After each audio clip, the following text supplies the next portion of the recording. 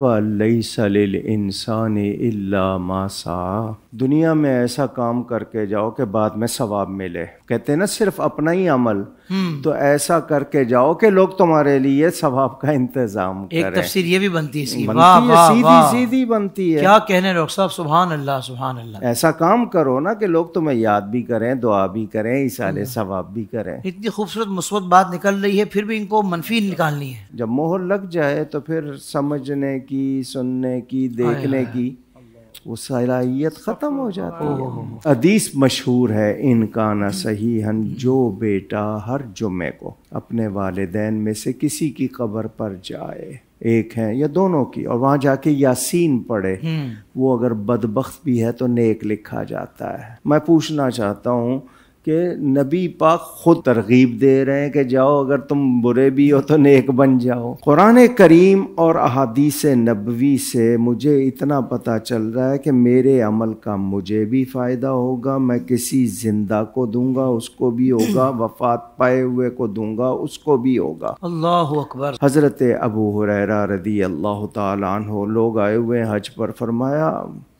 ایک وادی ہے اوبلہ، اس میں ایک مسجد اشعار ہے، کون ہے تم میں سے جو میری طرف سے وہاں 2 رکعتیں پڑھے اور کہے حاذی لی ابی ہریرہ، کہے کہ یہ ابو ہریرہ کے لیے، جس طرح وہ بتایا نا یہ کنواں سعد کی ماں کے لیے، تو جس کو ثواب پہنچانا ہو اس کا نام لینا، وہ بھی ثابت کہ یہ غوث پاک کی نیاز ہے، یہ خواجہ غریب نواز کی نیاز ہے، تو حدیث سے ثابت ہو گیا۔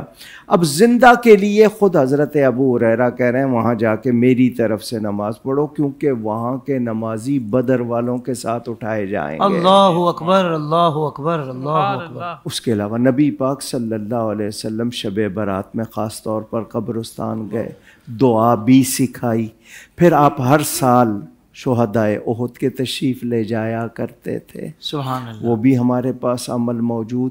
صحابہ کرام کا، حضرت عمر کا، حضرت علی کا جانا قبرستان، قبروں والوں سے باتیں کرنا بیان ہوا ہے، روایتوں میں موجود۔ ہمارے پاس حدیث ہے کہ جس میت کی نماز جنازہ 40 آدمیوں نے، ایک روایت میں 3 صفحے، ایک روایت میں 100 پڑھ لیں تو اللہ اس کو بخش دیتا ہے۔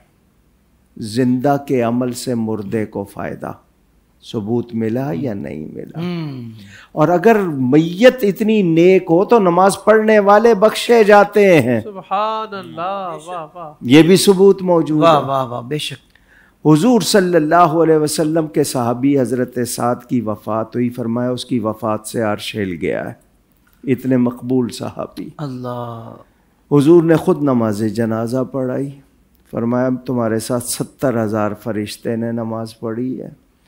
پھر جنازے کے ساتھ چلے، تدفین میں شریک ہوئے، مٹی برابر کرنے کے بعد پڑھنا شروع کیا، خود قبر کے پاس بیٹھ کے نبی نے، اللہ اکبر، سبحان اللہ سبحان اللہ سبحان اللہ۔ صحابہ نے سنا، انہوں نے پڑھا، حضور نے اللہ اکبر اللہ اکبر اللہ اکبر، صحابہ نے پڑھا، صحابی نے پوچھ لیا۔ صحابہ کے سوال کرنا آج ہمیں فائدہ دے رہا ہے نا؟ کیا کہنے علاوہ لما سبحت ثم کبرت یا رسول اللہ، حضور آپ نے یہ تسبیح تکبیر کیوں پڑھی؟ فرمایا جب سعد کو اس کی قبر میں تم لوگوں نے چھپا دیا، اس کی قبر نے اس کو دبایا۔ اللہ، قبر دباتی ہے، منافق کو اس طرح دبائے گی، ادھر کی پسلیاں ادھر اور ادھر کی پسلیاں ادھر، اللہ، اور نیک کو اس طرح دبائے گی جیسے ماں بچے کو گود میں لے کے دباتی ہے۔ سبحان اللہ، فرمایا اس کی قبر نے اس کو دبایا، میں نے تسبیح پڑھی میرے ساتھ تم نے پڑھی، میں نے تکبیر پڑھی میرے ساتھ تم نے پڑھی، اس کی وجہ سے اللہ نے اس کی قبر کو اس پر کشادہ کر دیا۔ پڑھنے کا فائدہ ہوا یا نہیں ہوا؟ زندہ کے عمل سے وفات پانے والے کو فائدہ ہوا یا نہیں ہوا؟ اللہ اکبر اللہ اکبر۔ حضور صلی اللہ علیہ وسلم کی ایک حدیث سنا دوں، فرمایا امتی امت مرحومہ، میری امت امت مرحومہ ہے۔ مرحوم کا مطلب مردہ نہیں ہے، صحیح، مرحوم کے معنی جس پر رحمت کی گئی۔ فرمایا میری امت امت مرحومہ، اس پہ رحمت کی گئی۔ واہ واہ واہ، تدخل قبورہا بذنوبہا، میری امت کے لوگ قبروں میں جائیں گے، ان کے گناہ ان کے ساتھ ہوں گے۔ وتخرج من قبورہا لا ذنوب علیہا، جس دن قبروں سے نکلیں گے نکالے جائیں گے ان پر کوئی گناہ نہیں ہوگا. صحابہ نے عرض کی حضور ان کے گناہ کہاں چلے جائیں گے؟ فرمایا تمحص عنہا باستغفار المؤمنین. اللہ اکبر. یہ جو ایمان والے استغفار کرتے رہتے ہیں اس کی وجہ سے اللہ ان کے گناہ مٹا دے گا. سبحان اللہ سبحان اللہ.